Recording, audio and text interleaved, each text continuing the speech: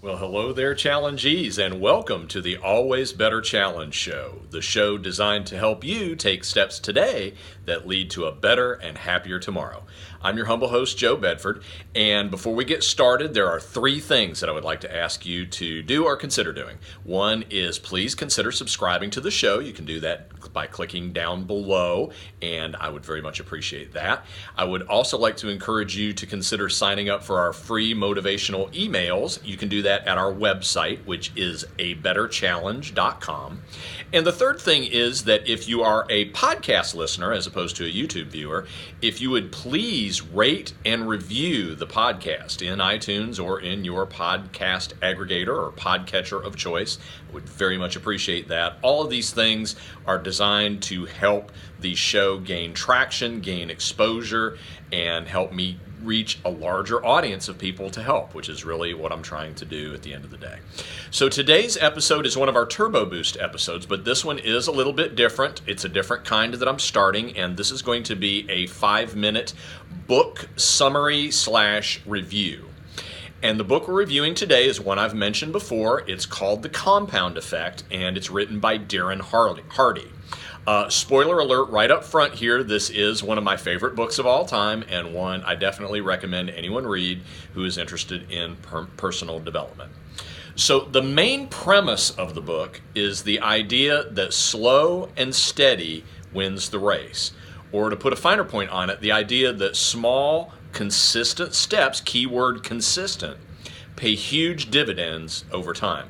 Now, this is sort of like how I'm constantly encouraging you guys to just keep moving your ball down the field. You don't have to score a touchdown on every play, but you do have to be there every time the ball is snapped and put in the work to pick up a yard or two. Darren also really drives home the point that even very small changes, ones that don't seem to make hardly any difference at all in the short term, but over the long term, if consistently applied, these can make a huge difference. And of course, the inverse is true as well, in that bad decisions over time, even small ones, can erode success away into nothingness. Darren also talks about how when one consistently makes small gains, momentum kicks in, causing a ripple effect. Darren also offers his formula for good luck, that's in quotes, and I do love this formula: preparation plus attitude plus opportunity plus action equals luck. So, of course, the idea being that we make our own luck through our own hard work. According to Darren, it's all about taking 100% responsibility for your actions and for your results. Another of his points is another one I've tried to drive home on this show, the idea that what gets measured gets managed.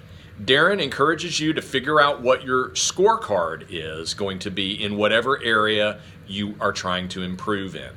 If you're trying to save money, write down every penny you spend. If you're trying to lose weight, write down every bite of food that you eat. You get the idea. He also talks about the importance of habits, something I've talked about in great length myself, how good habits put success on autopilot as bad habits do for failure. Darren discusses the importance of influences, of associating with positive people, and also taking in positive media, exposing yourself to positive messages in the media that you consume. He talks about how to go the extra mile, how to give that little extra push that pays big dividends over time when done consistently. Darren also includes some great worksheets at the end of the book to help you actually implement the material you've covered to get actual results. This is the kind of thing that I love. Information is great, but without action and implementation to achieve results that are actually moving the ball forward, then otherwise you've just read a book.